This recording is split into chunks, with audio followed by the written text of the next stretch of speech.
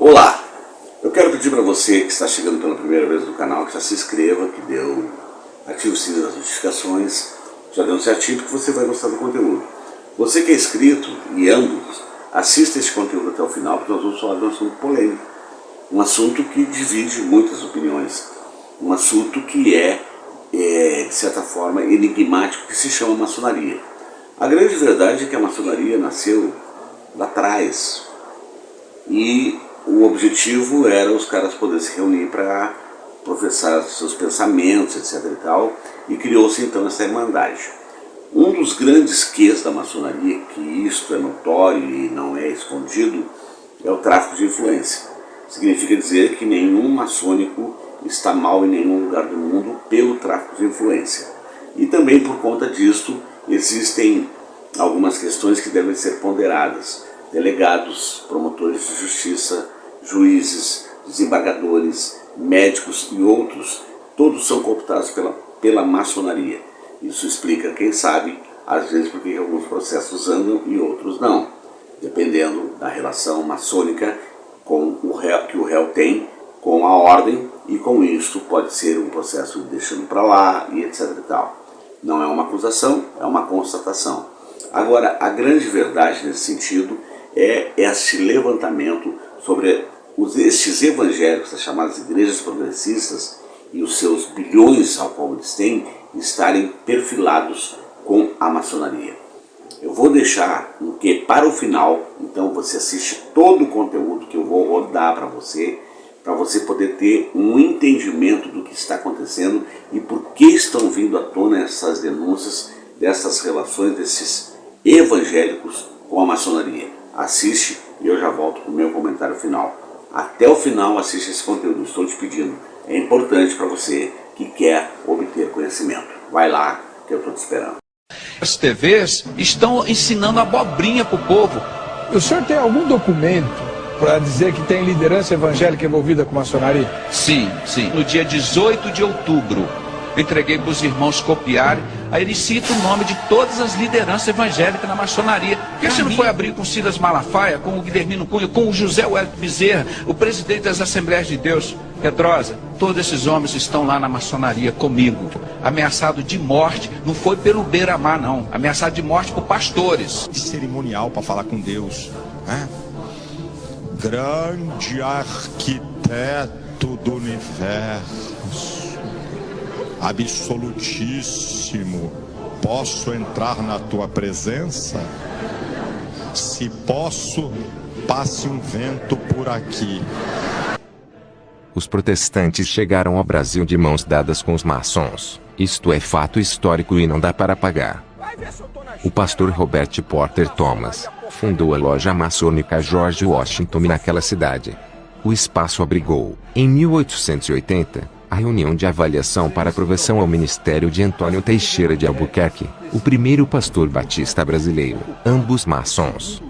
O missionário americano, Archibald Green Simonton, 1833 a 1867, chegou ao Brasil, em 12 de agosto de 1859, em São Paulo com cerca de 700 alemães protestantes.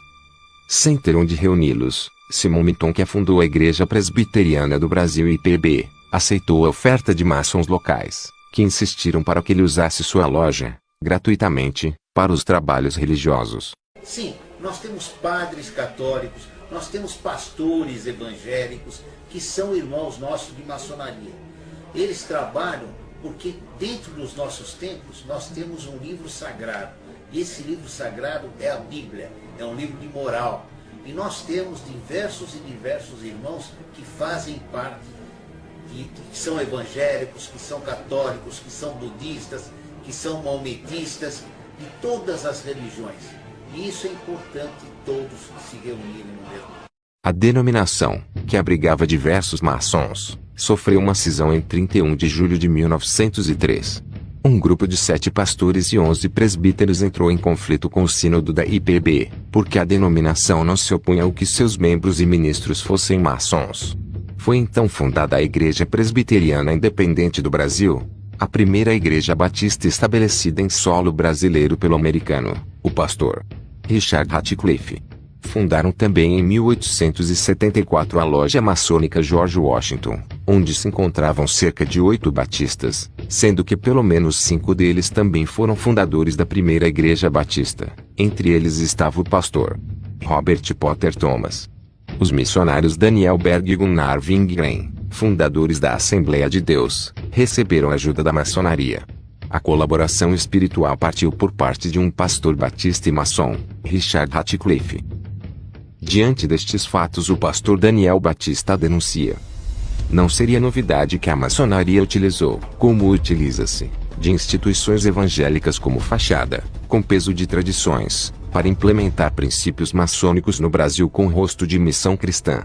A aplicação destes mesmos princípios liberdade, igualdade, fraternidade, que foi geral e uniforme para diversas instituições como Presbiteriana, Assembleia de Deus, Metodista, etc.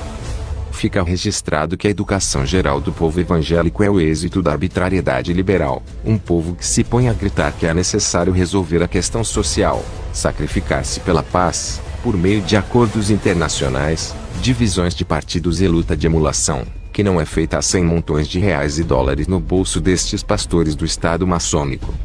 Deste modo, a força cega do povo evangélico é o apoio da maçonaria, os infiltrados, os únicos que podem guiá-los com segurança até a destruição, para que os fins correspondam. Mistificamos, embrutecemos e corrompemos a cristandade de uma educação fundada por princípios e teorias falsas que são inspiradas por eles, os maçons. Hoje percebe-se que o movimento evangélico realmente tem cara de maçonaria, templos, escadas, símbolos e ritos sacramentados. Chegou aonde chegou porque é produto da maçonaria. Aquilo que é ecumênico, ambiental e pacifista e não cristocêntrico. Um evangelho cheio de paixão, embrulhado, construído por capitalistas, ao mesmo tempo, protagonizado por marxistas teólogos que querem dar ideia impraticável, que são capitalistas para si próprio, no sentido literal, na verdade farinha do mesmo saco, política. O tempo passou e agora a causa maçônica nos gerou tormentos, lideranças evangélicas, bem canalhas, cheios de habilidades, de uma esperteza insolente e apóstata. Ratos de biblioteca, alimentados por estas expectativas satânicas, capazes de sacrificar tolos em nome de Deus para se manterem vestidos de terno preto. A maçonaria é o pai deste filho chamado movimento evangélico. Aí está. É óbvio que tudo isso tem o seu fundo de verdade, as suas realidades, são datas, são eventos, são fatos históricos e que corroboraram para a construção deste conteúdo que você assistiu. Mas eu quero dizer que esses evangélicos, eles acabaram, por conta da sua sagacidade econômica, dos seus poderes, e de serem tão enganosos as pessoas que seguem e lotam os templos atrás da prosperidade que eles vendem, que essas pessoas vão ter, e eu já disse que eles são tão cretinos quanto os pastores que eles seguem. Mas por que eu estou dizendo que ofuscou? Porque a Igreja Católica tem por trás dela a maçonaria. E isso não foi dito nesse vídeo, claro, porque o assunto está tratando de evangélicos. A Igreja Católica, que eu já disse em outro vídeo, vou repetir, ela não é cristã, ela é apostólica e romana. Mas essa questão da maçonaria com a relação da Igreja Católica, ela vem desde o tempo dos Templários, e isso não é falado. A grande verdade é que, como eu acredito no livro sagrado, que é a Bíblia, nós estamos vivendo os pés da estátua do sonho de Nabucodonosor, e evidentemente, revelado por Daniel, e evidentemente essas profecias estão acontecendo. Não vai melhorar, é uma grande ilusão. E esses pastores que estão aí, que aliás, muitos deles aí têm que prestar atenção nesse detalhe, eles já poderiam ter sido processados, presos, etc. e tal, por conta do charlatanismo. E por que isso não acontece? É uma reflexão que você deve fazer. Porque está comprovado o charlatanismo que eles produzem com a venda de água, de perfume, de feijão, de paninho, de travesseiro, tudo eles vendem e mentem para as pessoas uma cura que muitas delas já morreram porque deixaram de fazer um tratamento médico acreditando na cura pelo poder que lhes é dado a partir de Deus, porque eles são os representantes, que é o que faz o Papa. O Papa é o representante de Deus na Terra, na verdade ocupando o lugar de Jesus Cristo. E esses caras não estão fazendo nada de diferente nesse sentido. Está dado o meu recado, eu espero que você tenha gostado desse conteúdo. Então, dá o certinho, comenta, compartilha, inscreve-se se não é inscrito e principalmente convida os teus amigos e amigas para vir para o nosso canal. Porque aqui é a voz da esquerda resistente. A verdade doa em quem doer. E como eu sempre digo ao final de cada conteúdo, com a graça de Deus, até o nosso próximo encontro.